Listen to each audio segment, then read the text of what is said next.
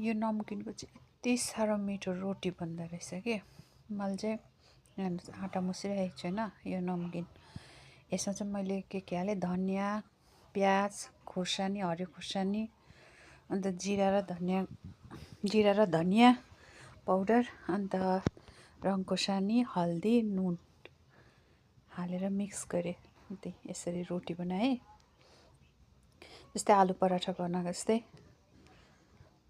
यो हालेर मजाले बेलेँ, जसरी आलु पराठा बनाउँछ त्यसरी आफ्नै तरिकाले मजाले बनाएँ। यति मिठो, यति टेस्टी। मैले त फर्स्ट टाइम बनाएको, फर्स्ट टाइम खाएको पनि। अन्त यसरी बनायो त्यो नमकिन हालेर। कति मिठो हुँदो रहेछ, कति मिठो। आलु पराठालाई त पल्लो छेउ राख्दिनँ क्या, त्यस्तो मिठो। घि हालेर मजाले बनाएँ। तेल चाहिँ हालेन, घिउ हालेर बनाएको। कस्तो मिठो भएको नि हौ। यस्तो भयो। मजाले घिउ चाहिँ मजाले हालेँ, मजाले दले घिउ दुईपट्टि दलेर यसरी राखेँ। अन्त अन्डामा चाहिँ मजाले भेजिटेबलहरू हालेँ, क्याप्सिकम, प्याज, टमाटर, हरियो खुर्सानी, धनियाँ, गाजर सबै हालेर यसरी भुजिया बनाएँ। यसको चाहिँ अन्डाको चाहिँ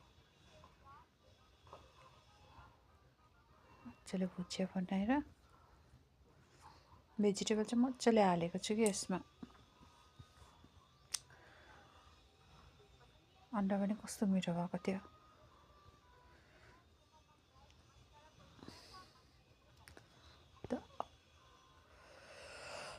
कस्तो आएको, कस्तो दामी भएको थियो क्या, मिठो न मिठो।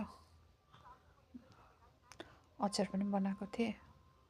अन्त हेर्नुहोस्, म हजुरहरूलाई च्यातेर देखाउँछु ल।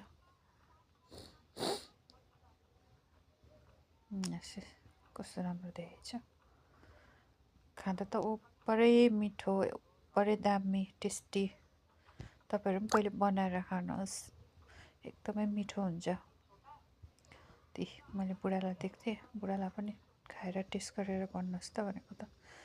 साह्रै नै मिठो लाग्यो अरे उसलाई पनि। फेरि बनाइदेऊ ल भन्नुहुँदै थियो। बनाइदिन्छु बादमा फेरि। हेर्नुहोस् कस्तो दामी। साथमा चिया पनि थियो। अन्त